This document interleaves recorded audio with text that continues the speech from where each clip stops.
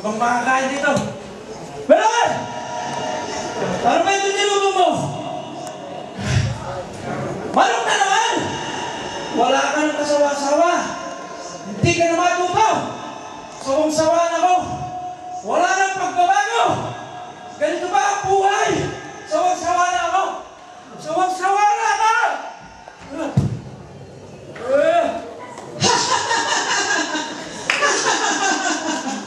Tumawa ka, bakit hindi? Tawanan mo ang iyong problema. Paano ko matatawanan ang aking problema? Kayong ako'y gulong-gulo sa buhay. Di ko alam kung ano ang mabuti kong gawin. May kairami ng winasag na tahanan. Kairami ng pusong sinugatan. Kairami ng matang pinaluha. Di ko na kaya. Bakit nangyari ito sa buhay namin? Nasaan ang aking asawa? Nasaan ang aking mga anak? Hirap na ako, mga anak ko. Kailangan ko kayo. Nasaan kayo? Gusto ko ng pamilyang ko. Ano ang ating gagawin? Sino ang makakatulong sa akin? Saan ako lalapit? Gusto ko ng tahimik na pamilya. Gusto ko ng pamilyang maayos. Sino ang makakatulong sa akin? Ang Panginoon. Siya lang ang kailangan mo.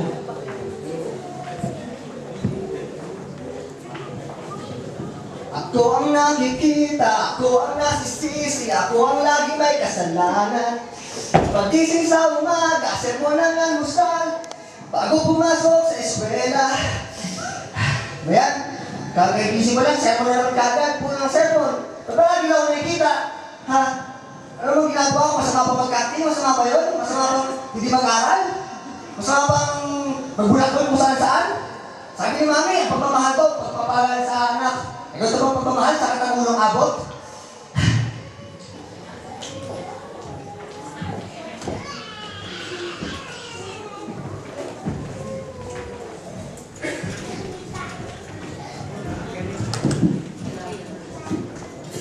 Oh, hi, Siri. Dito ka lang pala. Oh, di ba sabi ko siya pumunta tayo sa isang party? Ano naman yung suot mo? Bakit hindi ba to okay? Nandun na eh. Di ba? Mas maganda naman sa suot mo. Pwede ba? Mag-ayos ka doon mga lotion. Eh, okay na naman to ha. Alam ko na. Tagalin natin.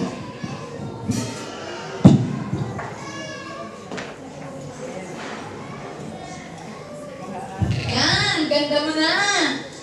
May gusto yung ikot. Ba't na nadala ko? Teka. Suot mo na. Yan. Ready ka na mag-party? Gusto mo mag-enjoy?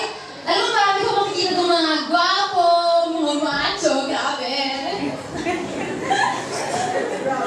Tapos, ano ba, papayun kita ng mga alcohol. Ako, gusto mo yun, sobrang sarap. Tara, yun. Yung mga bibita ng alcohol, di ba alam yun? Hindi ba yan? Parang swara. Ganyan na ba? Ay, basa mo ako din. Pabita, punta na natin. Dali. Come on, let's party! Woo!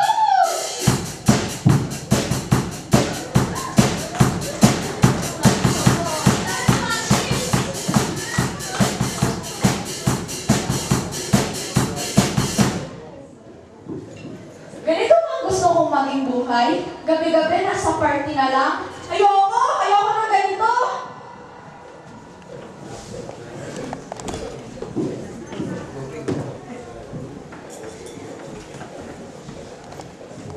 Hola! Mama, nandito na ako! ¿Dónde estás? Mama, papa! Ano bang bahay to? ¿Qué serio? Mabagkat! Nasaan na sila? Ano ba yan? Sa Spain na nga, hindi ko sila kasama. Buti ba naman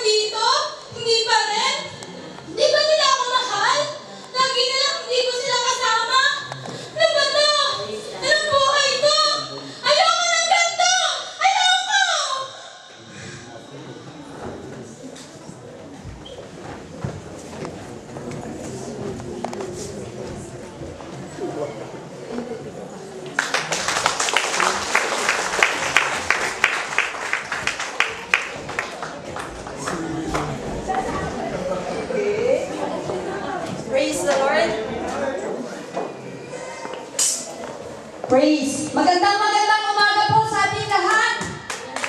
Magandang umaga po sa ating lahat. Praise the Lord. Ayan, yung bisita na natin na nagbuhat ng pulpito. Dahil talagang carried away ang ating mga kasamahan.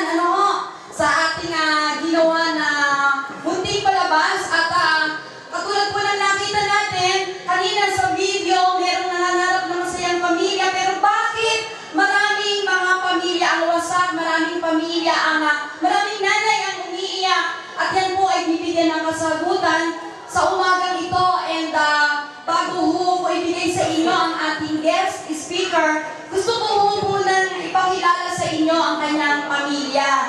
Ang pamilya hong ito ay ginagamit mightily sa Milan, at isa ho sila sa malapit na malapit sa aming puso at malapit na malapit sa puso ng Diyos. Kaya gusto ko hong unahin na tawagin ang kanilang panganay na anak. Actually po, dalawa yung kanilang anak, dalawang babae. Yung isa ho, naiwan po sa Milan dahil last powerhouse ngayon sa Milan. Kaya ho naiwan din yung aking panganay. Yung sa kanila naman ho, yung bunso ang naiwan. Tig-isa lang kami ng anak ngayon. Kaya nais ko pong tawagin si Sister Primavera Alcantara upang magbigay ho ng bumati sa ating kalagitnaan.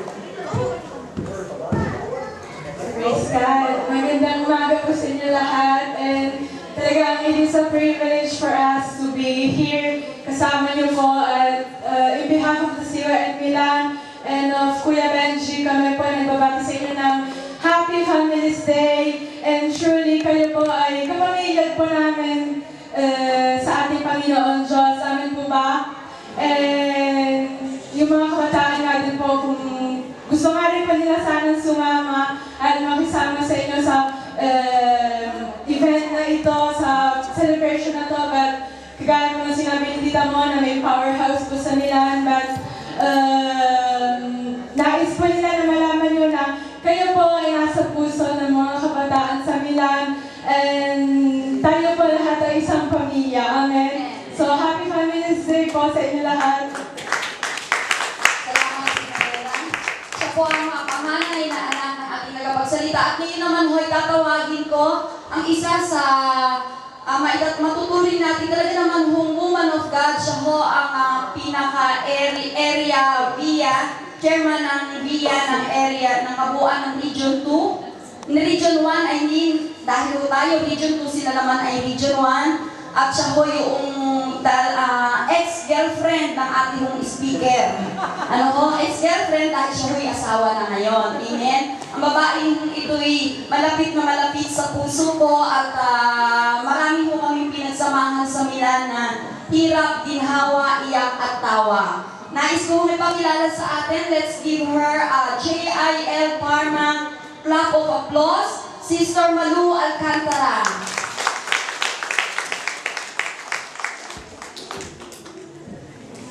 Maraming pong salamat, Pastor Ramona. Magandang umaga po sa aming mga kapamilya sa JIL Palma. Kami po ay nagagalak at isa pong karangalan para sa aming mag-anak na maparito sa umagang ito upang maging kabahagi ng inyong pagdiriwang ng Families Day with the Lord. At kami po ay natutuwa, namamangha sapagkat nakita po namin kung gaano ngayon kaganda ang JIL Parma. Ngayon pa mga kumipumukita. At yan po ay dahil sa inyong pag-ibig sa ating Ama sa langit. Amen po ba? Kaya po sa umaga po ito, kami po ay buong kagalakan bumabati sa lahat ng mga kapamilya sa JIL Parma ng isang blessed Happy Families Day with the Lord. Magandang umaga po sa inyo lahat. Praise the Lord. At ngayon naman ho, hindi ko na patatagalin, hindi ko na huhahabaan ang aking introduction sa kanya. Sapat na hong sabihin kung siya ho ay ginagamit mightily sa lugar po ng Milan. Siya po ang pastor ng JIL Milan Biscelli 1, and at the same time, he is the area pastor together with Pastor Wally. Siya ho ang area pastor ng Region 1, Area 4. ang ating tagapagsalita, a man of God, a very humble man, at siya ho'y nakasama ko din sa maraming pagkakataon. And if you remember, pag nakita niyo siya mamaya, pagbabalikan mo yung kasaysayan namin, kami ho'y pumupunta dito para mag-couple seminar. Tatlo ho kami noon na nagsiseminar lagi sa inyo, and praise be to God, napakalayo na ho ng pinagdalhan ng Diyos sa Kanya sa mga panahong ito. Kaya, people of God, let us give Him a JIL clap of applause. Walang ibang ating tagapagsalita, Pastor Arthur Alcantara.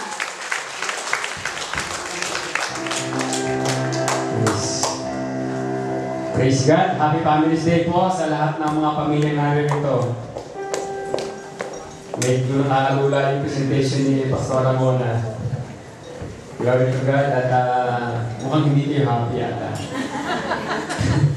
Praise God. At bago po tayo pumunta sa mensahe ng Panginoon, ay nais ko po ipabalik sa bawat isang narito na kung meron po, kaya po nung nakita natin sa slide kanina, na merong mga tao na kung saan nagnanais ng masaya, maligaya, maayos, matagumpay na pamilya. Totoo po yun.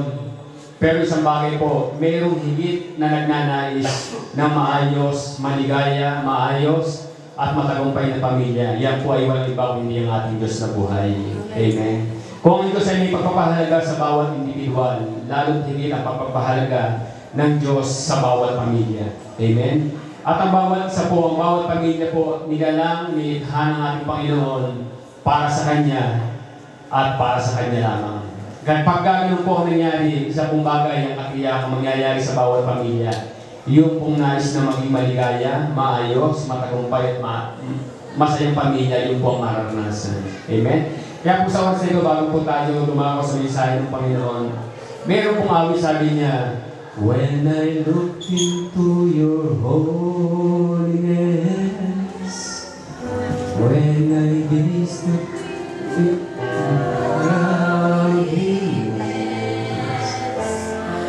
when all things that surround become shadows in the light of you. Sabi po kanina nung ating papaawit yung ating worship leader. Totoo po madali po umawit. Madali pong umawit kapag nakabisado mo yung awitin. Pero isang bagay po sa pag-awit po natin, kapag yung pag-awit natin ay awit ng pagsamba, hindi naman po natin siya awitin dahil alam po natin, kailangan po ma-internalize natin yung awit para lalong higit na ma-awit natin ito mula sa ating mga puso. Amen? Sabi nyo nga yung awit kanina, Panginoon, yung awit kanina, ano ay? Aawitan kita at pupurihin,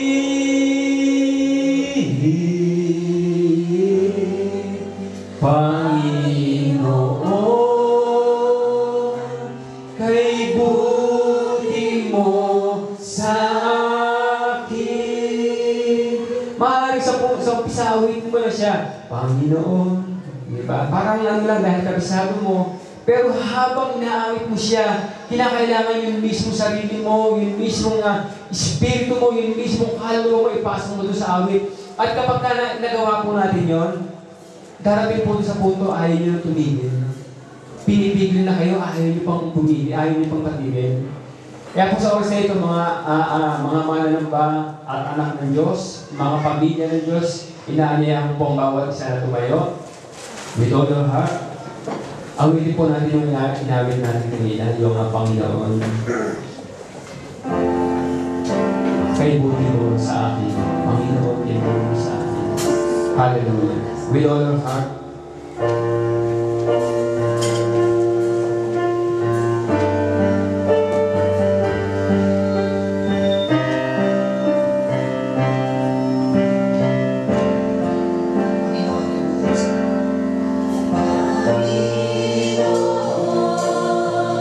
make it a personal declaration from your heart, people of God.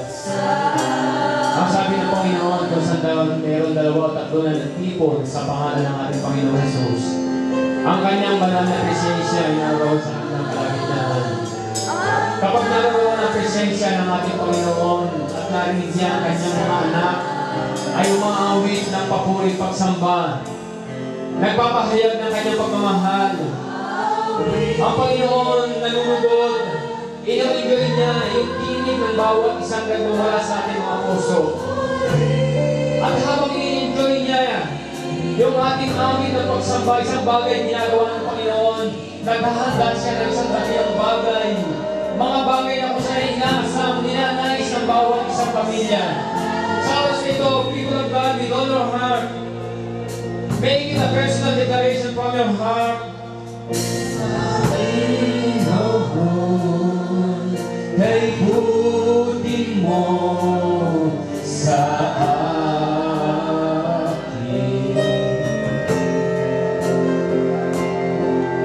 Ikaw lamang ang tangi kong sasambahin.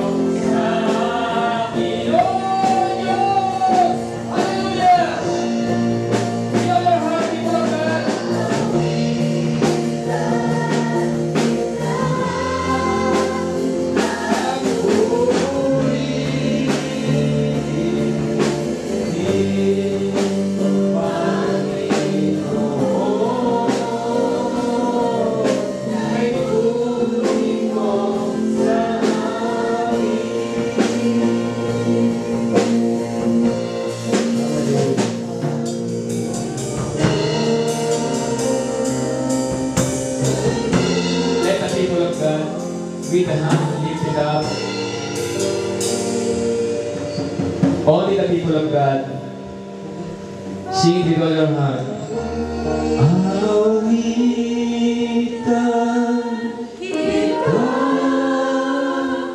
at purihin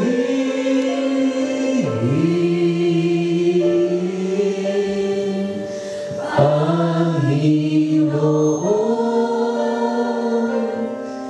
Kay buti mo sa akin. Once again, people of God, with all your heart,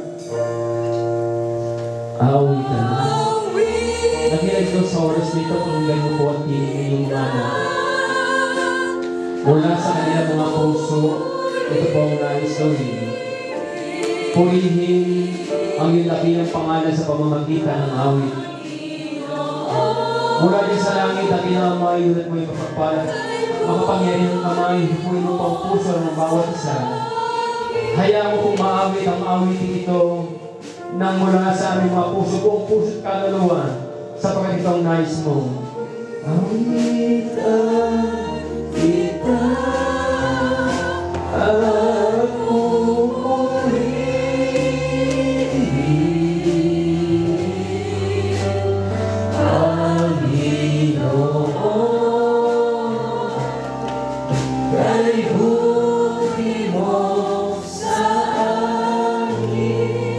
Panginoon, kay buti mo sa amin. Panginoon, kay buti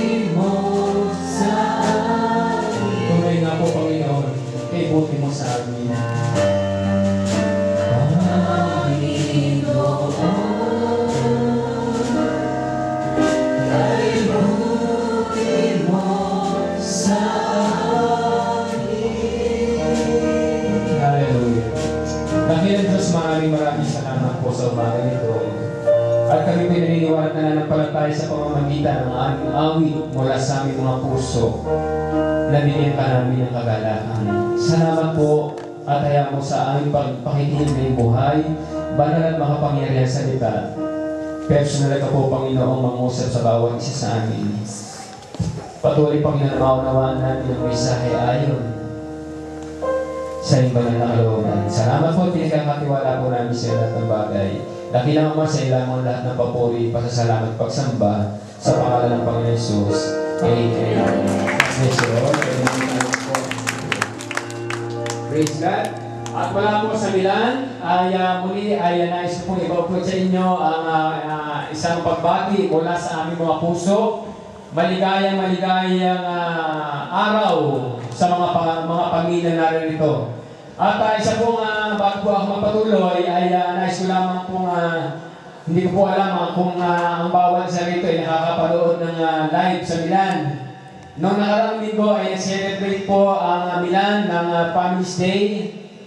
Family's Day with the Lord. At for God's glory, talaga pong amazing. Talaga pong nakakaiyak sa sobrang galak at ligaya yung ginawa ng Panginoon sa Milano. At alam niyo po, napakaraming pamilya ang dinala ng Panginoon doon sa bahay-sambahan. At ang isa pong maganda na nangyari, yung mga pamilya na kung saan ay dumako doon sa bahay-sambahan yun, ay hindi lamang sila marami po sa kanila ay hindi lamang dumalo nung araw na yun ng linggo, kung hindi dahil po sa kanilang naranasang presensya ng Panginoon, sa naranasan nilang pag-ibig at pagyakap ng Diyos sa bawat pamilya na nagpunta roon. Alam niyo po, ngayon pong araw na ito, meron po kaming 5 Bible study na mga pamilya-pamilyang bubuksan ngayong araw na ito. Praise God. At meron pa pong mga nakapag-prenotate na i-schedule lamang po nila yung kanilang bukas ng Bible study sa kanilang mga tahanan. Alam niyo po ba kung bakit? Kasi naunawaan po nila ang isang bagay na kung saan niya, sabi nga po ng ating yung ating pong pastora dito sa Parma, ang sabi po, yung bakit may mga pamilya na kagaya ng nakita natin, may mga ama na kung saan ay para bang sarili na lamang iintindi, meron namang ina na wala nang ginawa kung hindi umiyak ng umiyak, meron ng mga anak na kung saan ay walang naiisip kung hindi yung kanyang sarili, yung mga anak, yung paano nilang ma-enjoy yung kanilang sarili. May mga anak na kung saan sumusuway sa kanilang mga magulang. Ang sabi po, bakit nga ba? Ang sabi po ng ating ating pong pastora dito sa Parma, ngayon po malalaman po natin. John chapter 8, verse 28, you will know the truth and the truth will set you free. Ito po ang nais ng Panginoon. At ngayon po, sa aklat po ng ikalawang Timoteo, chapter 3, babasahin ko po, verse 15, mula pa sa pagkabata ay alam mong ang banal na kasulatan ay nagtuturo ng daan ng kaligtasan sa pamamagitan ng pananampalataya kay Kristo Jesus. Meron po ba kayong mga Bible? Ang sabi po, sa isang pamilya na po, tatuloy ko, verse 16, ang lahat ng kasulatan ay dinasihan ng Diyos, unawain po natin dito, at nagagamit sa pagtuturo ng katotohanan, sa pagtatama sa maling katuruan, sa pagtutuwid sa likong gawain, at sa pag-akay para sa matuwid na pamumuhay, upang ang lingkod ng Diyos ay maging karapat-dapat at handa sa lahat ng mabubuting gawa. Amen. Lahat po ba may Bible? Kung wala po, sabi po, kung meron kayo bahay, benta niyo yung bahay niyo, bumili lang kayo ng Bible. Amen. Ganun po kahalaga yung Biblia. Amen. Ganun po kahalaga. Kaya nga po sabi, huwag kakaligtaan pinipiliin ang salita ng Panginoon. Ito po ay introduction lamang. At doon po sa Milano, ang amin po naging tema, nung kami ay mag-celebrate ng Family's Day with the Lord, ay may family, may ministry. And then ang aming teksto ay matatagpuan po sa Romans chapter 12, verse 10. Yung be devoted to one another.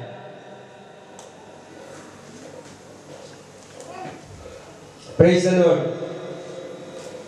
Ngayon po, bago po ako dumago doon sa pinaka-mensahe na kung saan nilais bahagi ng Panginoon, meron pa po nga ilang talata na kung saan nilais ko po ipaalala sa bawat naririto. Sa aklat po ng Ephesians chapter 5, pakipasa po natin sa aklat ng Ephesians chapter 5. Maaaring ito po ay nababasa na po natin or narinig na po natin, subalit ang sabi po ay narinig natin sa mga Quran.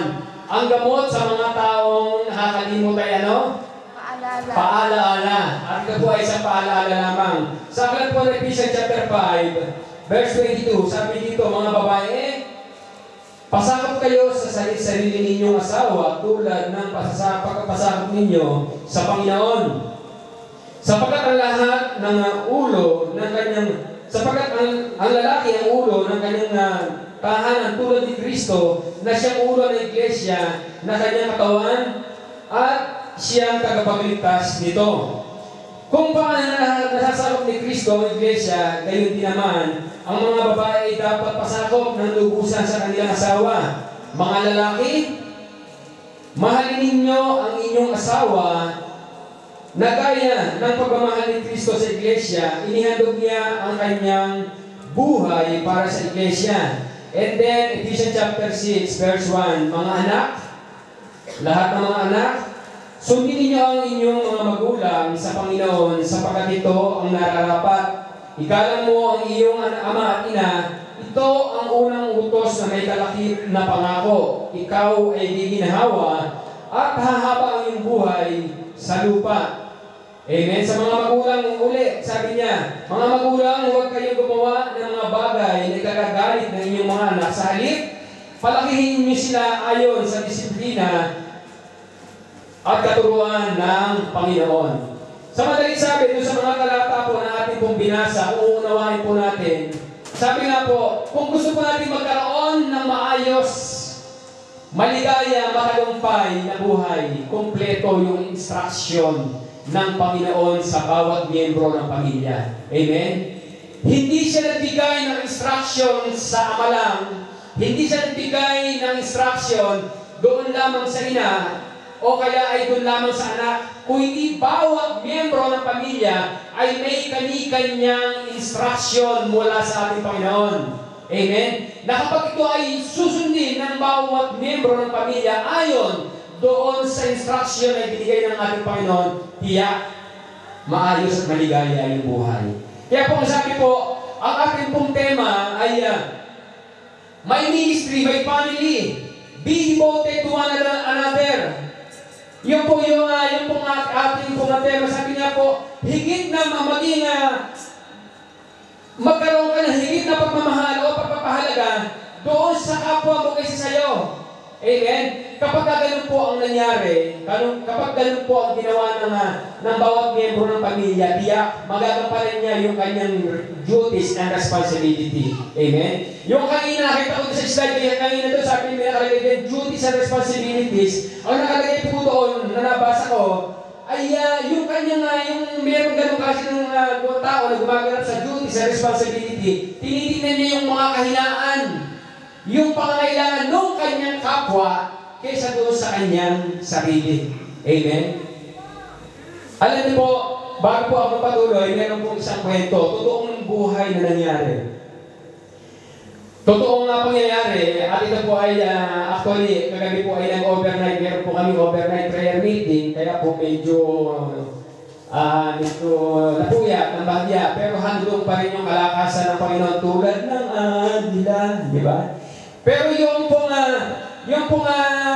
illustration binigay niya kahagabi na nagturo, alam niyo po, ako po ay natouch yung aking puso. Ang sabi doon sa kanyang kwento, meron daw isang mag-ama na kung saan ay yung ama talagang busy doon sa kanyang buhay. Hanggang isang araw, bumili siya isang bagong sasakyan.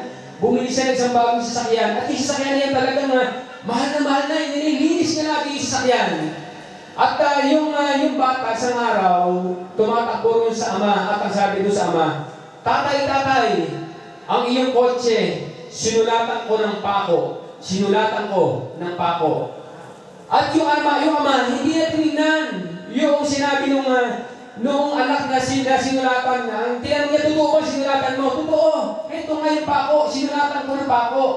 Ang ginawa ng ama, hindi pa nakikita yung kotse sa galit, pinalo yung bata, pinalo ng bata. Totoong buhay po ito, hindi ko na alam kung saan nangyari dahil sinabi po nagkwento, nagkwento kagabi. At alam niyo po, ang sabi po, yung bata, napatay nung ama sa palo.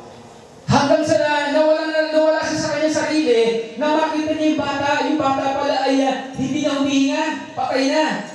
Kaya nung makano niya talaga nagsisisi siya, sumisigaw niya, patawarin mo ako, hindi ko, nabigla lang ako. Ay, utoy, gumising ka, hindi na nagising yung bata. Hanggang yung bata ay nailibing yung bata. At alam niyo po yung ama, tinignan yung kotse. Ang nakasulat doon sa kotse, sinulatan ng bata yung kotse. Ang pagkakasulat niya, hindi lang guhit na gano'n. Ang sinulat niya, tatay, nalimutan mo ang birthday ko, pero sa kabila nun, mahal na mahal pa rin kita. Amen. Kaya lalo siya nalungkot. Ibig sabihin, ito po ay isang bagay na kung saan nangyayari dahil doon sa tao na kung saan sobrang higit ang kanyang pagpapahalaga sa kanyang sarili kaysa doon sa kanyang kapwa. Higit yung pagbibigay niya ng importansya doon sa mga bagay na gusto niya kaysa doon sa mga bagay na gusto ng kanyang anak, kaysa sa mga bagay na gusto ng kanyang asawa, kaysa sa mga bagay na gusto ng kanyang mga magulang. Ang mensahe po ito ay general. Alam niyo po, si Primavera, yung aking pong anak, nung isang araw ay, nung isang nagkaroon po ng launching ang Italian Church sa Milano, nagturo po siya. Ewan ko kung napanood niyo po yung service na yun. At meron po siyang ibinigay na ilustrasyon. Ang sabi po doon sa ilustrasyon, ay meron pong isang lalaki na kung saan pumunta sa barbershop. At habang siya ay nandun sa barbershop, itong lalaki ito na nagpapagupit, siya ay isang Kristiyano. At habang siya ginugupitan, dinagrab niya opportunity na ma-share niya yung salita ng Panginoon. Ang sabi ng barbero, hindi ako naniniwala dyan sa sinasabi mo. Hindi ako naniniwala dyan sa Diyos na sinasabi mo. Na kung saan ay nag-aayos ng buhay, nagtuturo ng tama, nagpapaala sa tao. Hindi ako naniniwala dyan. Ang tanong ng Kristiyano, bakit mo naman nasabi yan? Ay tumingin ka sa paligid. Makita mo kung gaano karami ang mga taong nabubuhay sa kasamaan na parang walang Diyos. Tumingin ka sa labas, makita mo kung gaano karami ang tao na kung saan ay nabubuhay nang magulo-magulo ang kanilang buhay. Ngayon sasabihin mo sa akin, mayroong Diyos. Ang sabi ng barbero, noong barbero, kaya yung Kristiyano, bigla na lang siya tumahimik, hindi na siya kumibo. And then, natapos na siya gupitan, lumabas siya. Paglabas niya ng kanyang barbershop, ang nakita naman niya doon sa labas, ay mayroong lalaki na kung saan ay mahaba ang buhok at mayroong balbas. Ang sabi naman nitong Kristiyano, bumalik siya ulit sa loob ng barbershop. Ang sabi niya doon sa barbershop, sa barbero, alam mo, hindi rin ako naniniwala na mayroong barbero. Non credo che esiste barbieri. Ang sabi nung barbero, alam mo ba hindi maniniwala na mayroong barbero? Nandirito ka, gupit ko nga lang sa iyo. Basta hindi ako naniniwala talagang mayroong barbero. Kaya sabi nung medyo nagagalit na yung barbero, kaya sabi nung Kristiyano, halika ka, sasama ka sa labas. Lumabas siya, ipinakita niya yung lalaki na kung saan mahaba ang buhok, may balbas. Tingnan mo, kung mayroong barbero, di sana nagupitan na yun, naayos na sana yung balbas nun. Ang sabi ng barbero, hindi! Nandito ako, kaya lang siya yung hindi pumapasok sa loob ng barbershop. Siya yung hindi pumapasok at hindi siya nagpapagupit. Alam niyo, sabi ng Kristiyano, ganyan din ang Diyos. Meron Diyos. Kung bakit nakakita ng maraming taong nagulang buhay, dahil ayaw nilang pumasok at magpaayos doon sa Diyos. Amen. Kaya po, I praise God dahil po ay dumili po sa bawat isa po narito. Narito po tayo, dumalo po tayo sa Family's Day with the Lord. Celebration ng mga pamilya dahil ang nais po natin maging maayos yung ating mga buhay, pamilya. Amen? At nakakalungkot na po isipin, pag titignan po natin yung ating kapaligiran, mas marami yung mga tao na kung saan ay walang ganitong klase ng pagnanayos. I do believe marami po tayo i-invite. Amen? Pero kung hindi na po natin kakaunti ang nagpapaunlak. Amen? Pero hindi po yung nais ng Panginoon. Darating at darating po yung tamang panahon. Yung mga tao na binigyan natin ng imbitasyon, darating at darating yung panahon. Kagaya po nang nangyayari sa aming pamilya, sa aming Sister Malo, tinigilan na kami na nag-invite sa amin. Isang araw, ang Diyos na mismo ang nagbigay sa amin ng imbitasyon. Wala kaming kabog-abog, walang ka-invitation mula kami naman tao. Bigla namin natagpuan ang aming panyapa sa isang bahay-sambahan. At ngayon nandito kami buong pamilya, ginagamit ng aming Panginoon. Amen. Praise God. At ito po, maiksi lang yung aking mensahe, mahaba lang yung introduction. Living in harmony with your family. Romans chapter 12 verses, ang ating mga key verses ay 9, 10, and 16. Amen. Ang sabi po sa Romans chapter 12 verses 9, 10, and 16. 9, sabi po, love must be without hypocrisy. Verse 10, sabi po, be devoted to one another with mutual love, showing eagerness in honoring one another. And then verse 16, live in harmony with one another.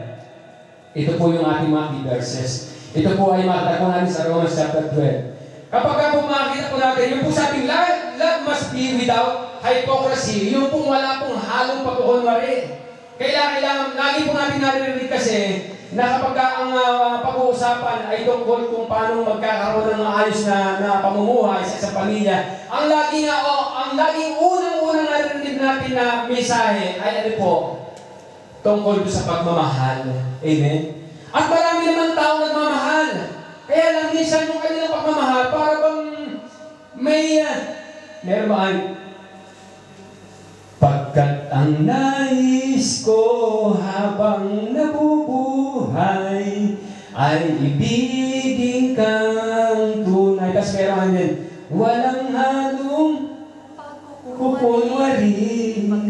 Pagkat ang nais ko, yun po. Sabihin, ang pagmamahal na nais ng ating Panginoon, na ibigay po natin sa ating pong pamilya, ay wala pong halong pagkukunwari. Hindi natin minamahal kasi meron pong mga asawa ng babae, lalaki, o kaya ay mga anak na kung saan ay pinapakita na minamahal nila yung kanilang nanay, minamahal nila yung kanilang tatay, o kaya yung tatay naman, minamahal nila yung kanilang nanay, o minamahal nila yung kanilang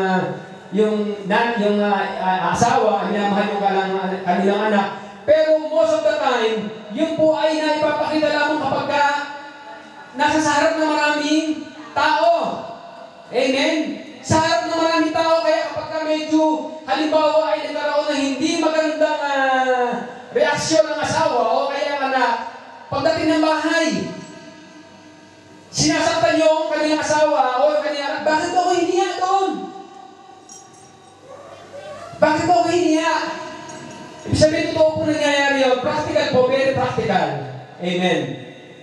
And then yung verse, meron ng mga anak, talagang pag nasa sa labas, talagang parang bang napakababait. Talagang bless kay mama, bless kay tito, pero pagdating sa bahay. Alam niyo po, ilang beses na narinig yung mensahe na ito. Sabi nung yung kwento na ito, ang sabi ng bata, doon sa isang pastor, alam mo pastor, sana lagi na lang Sunday, para lagi na lang kami nandoon sa loob ng church. O bakit naman? Kasi kapag nasa sa loob ng church, mabait si nanay, mabait si tatay. O. Pero pag nandoon kami sa loob ng bahay, iba yung nangyayari. Ilang beses ko na narinig yung kwento na yun. At totoo naman. Amen? Meron nga, minsan pupunta na lang ng church. Papasok na lang ay sabihin, hindi pa nagkakasundo. Amen? Totoo po ba yun? And then verse 10, be devoted to one another with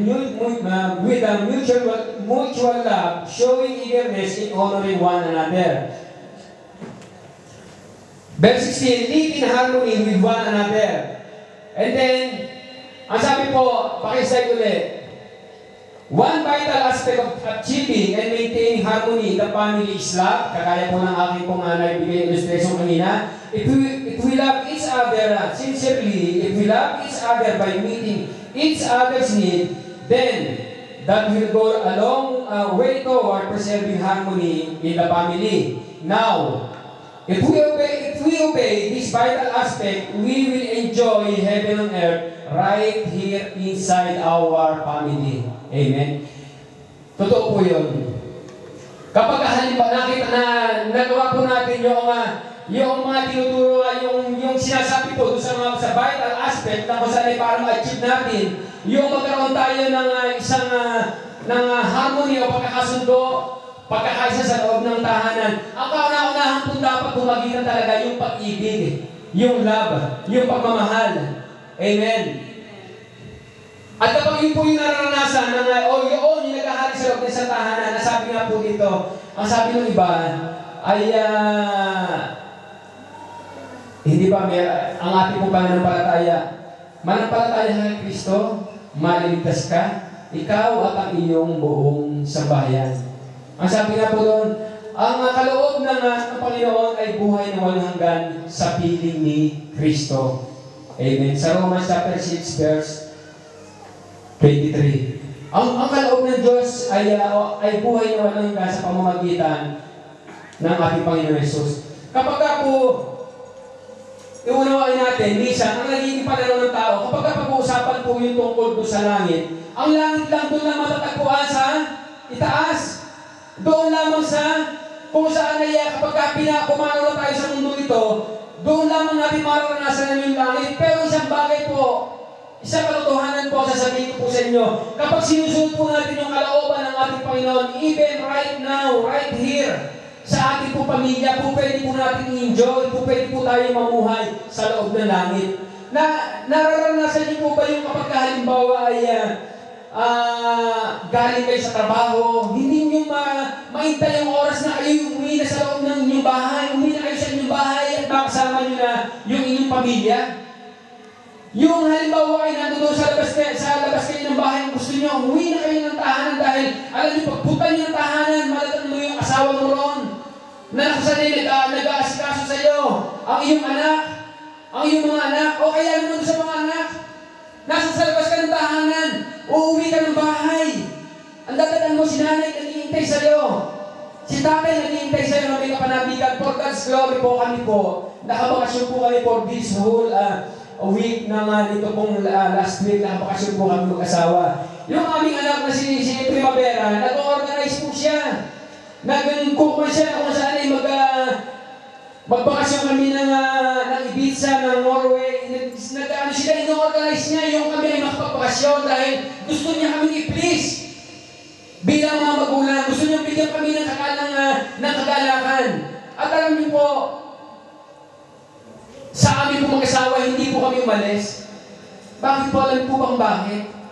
Mas nag-i-enjoy kami doon sa loob ng pamilya, kasama namin sila, magkakasama po kami, kaysa doon sa aming mag-asawa ilalayo. Bakit po? Kasi masaya yung pamilya.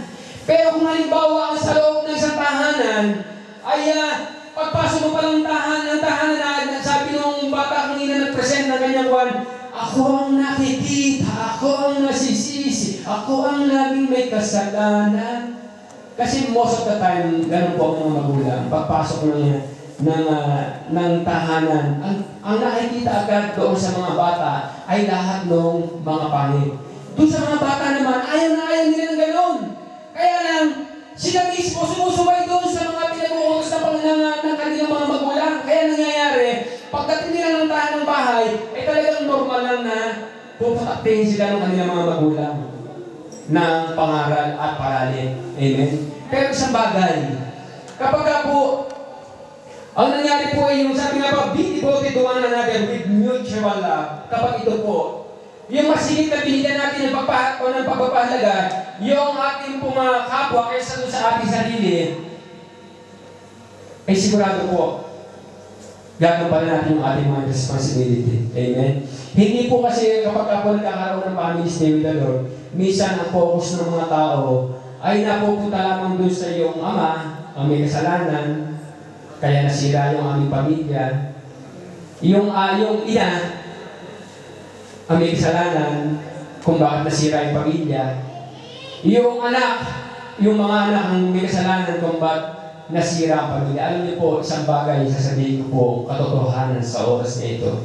Lahat po tayo nagiging bahagi kapag dumarating sa ganung punto ang buhay ng pamilya. Hindi lamang isa, bawat isa ay nagiging bahagi o may participation kung bakit nangyayari yun. Amen? Isang bagay po, tingnan niyo po, sa loob ng isang pamilya. Kami po pong pamilya, hindi po lagi masaya sa aming pamilya. Pero lagi nga, mas madalas yung kami masaya, naghaharap na sa loob ng bahay, at minsan natuturuan sa pag-aaral ng salita ng Panginoon. Pero meron mga time na sa kabila ng kami ay masayang masaya, kapag doon sa aming kalagitnaan, meron lamang isa, halimbawa 4 kami. Si Primavera lang yung mag-umpisa na siya na yung medyo sumimangot, medyo nagbago ng mood, medyo nagpakita na ng pagmamaktol dahil parang gusto niya mas more yung attention sa kanya. Ibig sabihin, sa isang pamilya, isa lang. Kahit masaya kayo, kapag meron na nag-umpisa isa, sigurado yun, hahawa lahat. Amen? Lahat. Makikita nyo, noong una yung isa lang yung nagmamaktol. At yung mag-asawa ay masaya. Mamaya, makita mo, yung nagmamaktol na nakapo at nagbabakbaka na yung ama at ina na. Totoo po yun, nangyayari. Amen? Ang nag-aaway na, yung ama at ina na. Yung nagsimula, ibig sabihin, isang katotohanan, ang bawat miyembro ng pamilya ay mayroong pong bahagi para magkaroon ng maayos, maligaya, matagumpay na pamilya. Amen? At ang dapat po maging pananaw ng isang tao, sa loob ng pamilya ay hindi lamang po yung si tatay, ay dahil siya yung ama ng tahanan, dapat siya lang yung magtatrabaho. Dapat kanya lang yung lahat ng mabibigat na trabaho.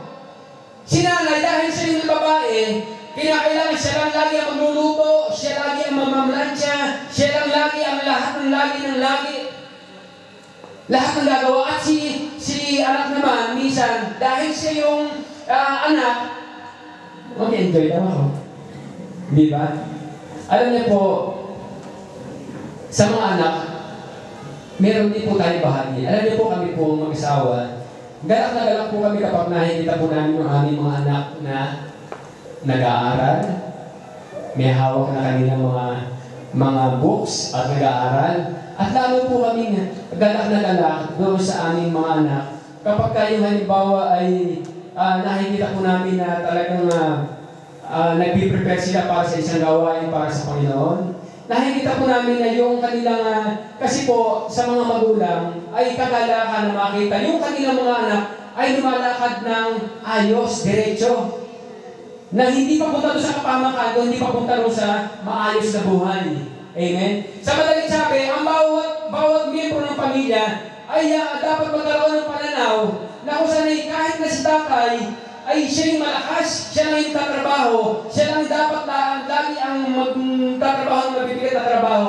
Dapat maging ang mga babae o ang lalaki o ang mga anak, magkaroon sila ng kanilang pananaw na kung pwede siyang merong ma-contribute doon sa ginagawa ng kanyang ama, ng kanyang... Medyo magulo yung pero kapag kaya po kasi hindi ko po pwedeng mag-stay doon sa anak lang kasi general yung ating message po family stay. Amen? Pang-pamilya.